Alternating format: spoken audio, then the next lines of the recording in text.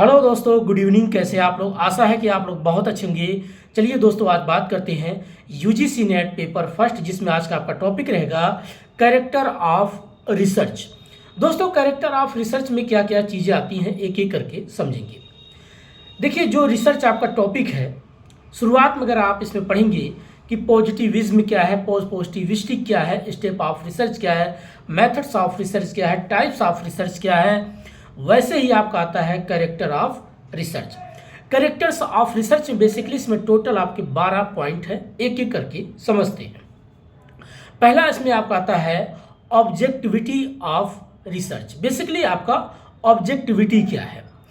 Object मतलब आपका उद्देश्य क्या है। जब आप रिसर्च करेंगे, कल आप एक थीसिस बनाएंगे, सिनॉप्सिस बनाएंगे, प्रपोजल बनाएंगे, तो सबसे पहले पूछा जाएगा आपका उद्देश्य क्या है, आपका ऑब्जेक्टिविटी क्या है, किस पे आपको काम करना है, वो प्रॉब्लम क्या है, कैसे उसको आइडेंटिफाई करोगे। इसलिए सबसे पहले क्या चाहिए? ऑब्जेक्टिविटी। जब आपका उद्देश्य पता होता है तभी आप उस पर काम करेंगे तो काफ़ी बेहतर होता है। ऐसे समझो, फिर से बताते हैं। ऑब्जेक्टिविटी मीन्स होता है, जैसे आप यूजीसी नेट की तैयारी करते हो तो लोग पूछेंगे भाई आप यूजीसी नेट की तैयारी क्यों करते हो, आपका उद्देश्य क्या है? क्या आपको प्रोफेसर बनना है, या आपको कोई रिसर्च फील्ड में काम करना है, या आप कोई अपना कोचिंग खोलेंगे, या प्राइवेट पढ़ाएंगे, या गवर्नमेंट फील्ड में जाएंगे, या आप मान लीजिए किसी बड़े बड़े सेमिनार अटेंड करेंगे, आप किस फील्ड में जाना चाहते हैं? तो इसमें बहुत से आगे जाएंगे, स्कोप आपको मिलेगा। वैसे ही ऑब्जेक्टिविटी ऑफ रिसर्च मतलब होता है बेसिकली आपका उद्देश्य क्या है, आपका गोल क्या है, आपका लक्ष्य क्या है, ये बात होती है ऑब्जेक्टिविटी। दूसरा पॉइंट इसमें आपका आता है रियलाइबिलिटी। रियलाइबिलिटी मीन्स होता है जो कि कंसिस्टेंसी हो, लगातार होता रहना चाहिए। कैसे? अगर आप मान लीजिए पेपर देना चाहते हैं तो अभी से जो भी आपके पास 17 दिन या 18 दिन जो भी आपके पास टाइम है, आप एक कंसिस्टेंसी लगातार पढ़ाई करते रहिए। लगातार मतलब अगर रोजाना आप 8 आवर पढ़ाई करते हैं तो उसको 8 आवर पर डे पढ़ाई करिए। इसी को बोलते हैं कंसिस्टेंसी। जब आप रिसर्च करेंगे तो ऐसा नहीं कि आज मेथड यूज किया कल मेथड यूज ना करो ना, आपको जो भी मेथड यूज कर रहे हैं उसको लगातार चलते रहना देना चाहिए। देखते होंगे बड़े बड़े बिजनेसमैन जब होते हैं, शुरुआत में बड़े अच्छे फॉलो करते हैं, नई गाड़ी खरीद कर लाएंगे तो 9 दिन बढ़िया उसकी सफाई करेंगे, पोछा लगाएंगे, उसकी क्लीन चिट बढ़िया करेंगे। जैसे 10 दिन 11 दिन बीत जाता है, उसके बाद उसको देख रेख करना बंद करें। ऐसा नहीं, कंसिस्टेंसी होना चाहिए, एकदम पूरा रियलाइबिलिटी के तरीके से उसको देखभाल करना चाहिए। दूसरा पॉइंट होता है। तीसरा पॉइंट हम बात करेंगे एक्यूरेसी। एक्यूरेसी मीन्स होता है टू द पॉइंट बात करता है, जो सटीकता की बात करता है, इधर उधर की नहीं। जैसे अगर मैं कोई बात करूं, जिस पॉइंट पे बात करना है कैरेक्टर ऑफ रिसर्च पे, तो कैरेक्टर ऑफ रिसर्च के ही अंदर उसी पे बात करना है, उसी पॉइंट पे हमें क्या करना है, एक एक पॉइंट पे डिबेट करना है कि पॉइंट का एक्सप्लेनेशन देना चाहिए। इसको बोलते हैं एक्यूरेसी। इधर उधर की बातें ना हो, टू द पॉइंट बात करो। जैसे यूपीएससी में आपका मेंस में ऐसे पूछता है, टू द पॉइंट पूछता है, ना तो नेगेटिव ना तो पॉजिटिव, दोनों बीच में बैलेंस होना बहुत जरूरी है। थर्ड पॉइंट बात करते हैं, इसमें आपका आता है वैलिडिटी। वैलिडिटी मीन्स होता है किसी भी चीज़ का एक वैलिड होना चाहिए। वैलिड मतलब एक लीगल हो, सही हो, तथ्य हो। अब वैलिडिटी जब आप पढ़ेंगे तो उसमें internal validity, external validity, creation of validity, face validity, ये सभी पॉइंट की उसमें बात करता है। ये नहीं है कि आप जो भी वैलिड है वही पॉइंट रखना है। मतलब वैलिड मतलब क्या होता है? जैसे कि आप कोई काम करते हो तो एक वैलिड होना चाहिए, सही टाइम पे काम हो, इधर उधर की नहीं हो। आप जो काम कर रहे हो उसकी एक वैल्यूएबल होना चाहिए, मूल्य होना चाहिए। अगर आप 1 घंटा पढ़ाई कर रहे हो तो उसका पूरा वैल्यू होना चाहिए कि 1 घंटे का आउटपुट क्या निकल के आएगा, ये होना चाहिए। ये नहीं कि खाली टाइम पास के लिए। आजकल देखिए क्या होता है, लोग जॉब पे जाते हैं, काम करेंगे नहीं, प्रमोशन की डिमांड करेंगे। ऐसे थोड़ी होता है। आप काम करिए तो प्रमोशन होगा, आपका बॉस भी खुश होगा, एम्प्लॉयर भी खुश होगा, एम्प्लॉय भी खुश होगा, सब खुश होंगे।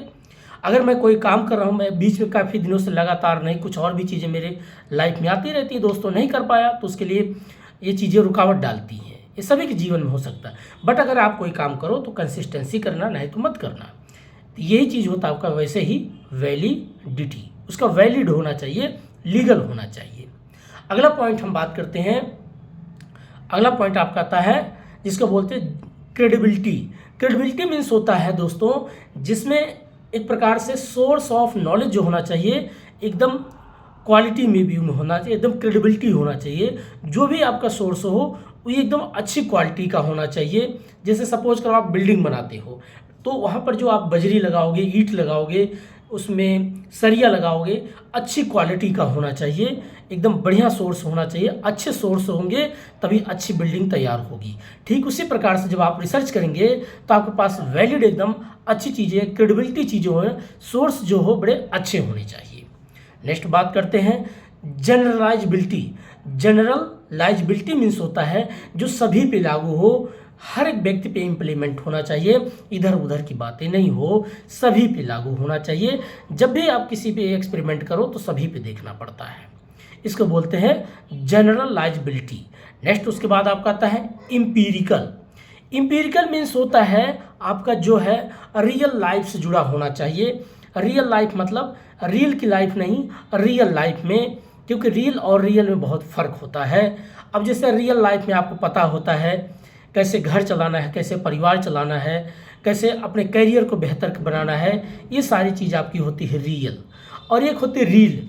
रील में लोग कुछ भी बनावटी आप दिखा सकते हो, किसी के दूसरे गाड़ी के सामने जाके खड़ा होकर के फ़ोटो खिंचवा के अपलोड कर दो, या कहीं अच्छे जगह समुद्र किनारे जा कर के वहाँ फ़ोटो खिंचवा के डाल दो। आजकल तो एआई का ज़माना है, एडिट करके लोग डाल देते, वो होता है रियल, सॉरी रील होती है। तो रील नहीं होना चाहिए, रियल होना चाहिए, इम्पीरिकल चीज़ें होनी चाहिए जो रियल लाइफ से जुड़ा हुआ हो। ठीक है दोस्तों, नेक्स्ट बात करते हैं अगला आपका आता है सिस्टमेटिक। सिस्टमेटिक मीन्स होता है एकदम पूरा क्रमगत रूप से होना चाहिए, 1 by 1 होना चाहिए। अब जैसे कि एक टॉपिक आता है, आप जब पढ़ेंगे business environment and international business, तो वहाँ पर एक टॉपिक आता है आपका विज़न क्या है, मिशन। ठीक उसी प्रकार से आपका सिस्टमेटिक भी होता है। सिस्टमेटिक मतलब क्रमगत रूप से चलते रहना चाहिए। अगर आप क्रमगत रूप से अपना रोज़ाना आप 5 पेज पढ़ते हो तो एक समय ऐसा आएगा आप अपने जो विज़न है उसको प्राप्त कर लोगे, जब पर डे आपका मिशन रहेगा 5 पेज पढ़ने का। इसी को बोलते हैं आपका सिस्टमेटिक। एक क्रमगत रूप से चीज़ें चलते रहना चाहिए। ये नहीं है 10 दिन पढ़ा 5 दिन छुट्टी ले लिया, ये सिस्टमेटिक नहीं कहलाता। अगला बात करते हैं आपका होता है factor control. Factor control means क्या होता है दोस्तों, जब भी आप कोई काम करो तो उसमें कुछ कुछ तथ्यों को कंट्रोल में रखना पड़ता है। जैसे आप मान लीजिए कोई बिल्डिंग बनाते हो, अब बिल्डिंग में ऐसा नहीं है कि आप पता चला सरिया कम लगा दिया या पता चला सीमेंट ज़्यादा डाल दिया तो दीवार फट सकती है। या आप मान लीजिए कोई मोबाइल रिपेयरिंग करते हैं तो उससे मदर बोर्ड होता है, आईसी बोर्ड होता है, कैमरा बोर्ड होता है, डिजिटल बोर्ड होता है, स्क्रीन टच बोर्ड होता है। अगर उसमें किसी भी चीज़ का किसी तत्व बढ़ गई या किसी के घट गई तो क्या होगा, अनबैलेंस हो जाएगा। इसलिए कुछ तथ्यों को ध्यान में रखना पड़ता है, बैलेंसिंग अप्रोच में काम करना पड़ता है, उसी को बोलते हैं फैक्टर कंट्रोल। एक नियंत्रण में होना चाहिए। जैसे वेलकम मूवी में बोलते हैं मजनू भाई उदय शेट्टी को कि भाई कंट्रोल मजनू, कंट्रोल मजनू। तो ऐसे ही फैक्टर को क्या करना पड़ता है, कंट्रोल रखना पड़ता है। एक्सेस अगर हो जाएगा तो नुकसानदेह हो जाएगा। नेक्स्ट पॉइंट हम अगला बात करते हैं। नेक्स्ट पॉइंट आपका आता है जिसको बोलते हैं साइक्लिकल। साइक्लिकल जैसे सर्कल है, अगर एक पॉइंट से आप शुरू करते हैं, मान लीजिए प्रॉब्लम से शुरू किया तो वहाँ जाते जाते आप प्रॉब्लम से बिगिनिंग किया, एंडिंग पॉइंट आते आते प्रॉब्लम जब तक सॉल्व नहीं हो जाता, हल नहीं हो जाता है, तब तक फिर से दोबारा वहाँ से शुरू हो जाता है। तो ये जो जीवन है या प्रॉब्लम है ये चलता रहेगा, यह एक सर्कल के व्यू में आता रहता है, इसको बोलते हैं साइक्लिकल। ठीक है, अगला पॉइंट हम बात करेंगे इसी कैरेक्टर में, जिसको बोलते हैं लॉजिकल होना बहुत ज़रूरी है। लॉजिकल मीन्स क्या है, अगर आप कोई काम करते हो, कोई चीज़ पढ़ाई करते हो, अगर उसमें तर्क नहीं है, उसमें कोई साइंटिफिक नहीं है तो चीज़ें व्यर्थ है।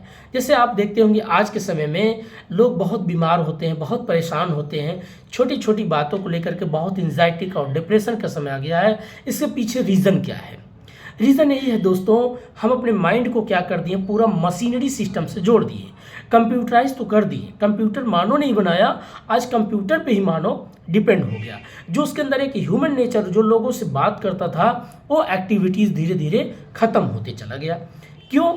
लोगों के लगने लग गया कि काम करने से पैसा आएगा, पैसा से घर चल, अच्छी बात है, बट लेकिन जब वो आपके अंदर एक फीलिंग थी, जो आप एक दर्द से, जो एक पीड़ा से आप सर्वाइव कर रहे थे, जब तक आप किसी से बताएंगे नहीं तो आपको मन कैसे हल्का होगा।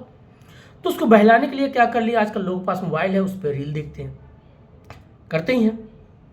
तो ये चीज़ें इसमें क्या प्रूफ करना चाहता है, जो आपका जब आप रिसर्च करेंगे, जो आप लॉजिकली बात करेंगे, जो आप साइंटिफिक बात करेंगे, इसको क्या करता हो, फिल्टर करता है कि ये लॉजिकली है। जब आप किसी व्यक्ति से बात करोगे, भी प्रैक्टिकल चीज़ों को समझाओगे, तो लोगों को लगेगी जी बात तो सही है, लोगों से बात करना चाहिए।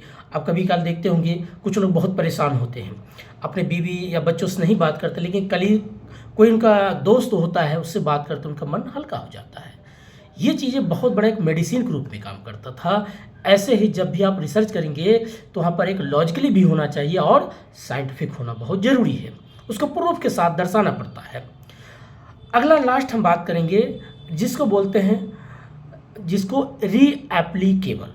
रीएप्लीकेबल मीन्स होता है दोस्तों, जिसको बोलते हैं जब तक किसी भी चीज़ का वेरीफाई नहीं हो जाता, जब तक वो एक प्रूफ के साथ, वेरीफाई मतलब जब तक वो चेक नहीं किया जाता सही है कि गलत है, तब तक उसको एक्सेप्ट नहीं करना चाहिए। जैसे आजकल लोग देखते होंगे, पहले एक समय था अरेंज मैरिज शादी होती थी, तो वहाँ लोग बातचीत करते थे, उसके परिवार से, दूर से रिश्तेदारों से मतलब बात करके पता करते परिवार उनका कैसा है, ख़ानदान कैसा है, क्या उनके परिवार में किस तरीके के लोग रहते हैं, किस तरीके की सोच है।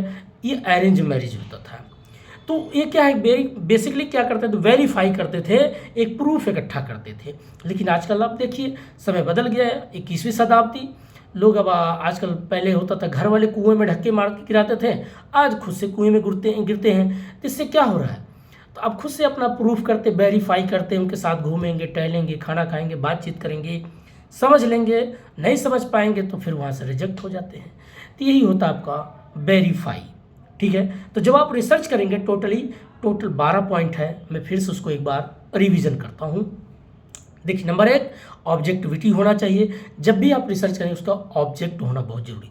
दूसरा जिसको बोलते हैं रीएप्लीकेबल, दूसरा आपका वैलिडिटी, तीसरा रिलायबिलिटी, चौथा वैलिडिटी, पांचवा क्रेडिबिलिटी, सिक्स्थ आपका जनरलाइजेबिलिटी, सेवंथ आपका जिसको बोलते हैं रीएप्लीकेबल, सेवंथ सिस्टमेटिक, 8 आपको बोलेंगे फैक्टर कंट्रोल, 9th आपका साइक्लिकल, 10th आपका लॉजिकली, और नेक्स्ट आपका जनरलाइजेबिलिटी, नेक्स्ट उसके बाद आपका आता है जिसको बोलते हैं रीएप्लीकेबल। इस प्रकार के आपका टोटल 12 पॉइंट बनते हैं दोस्तों।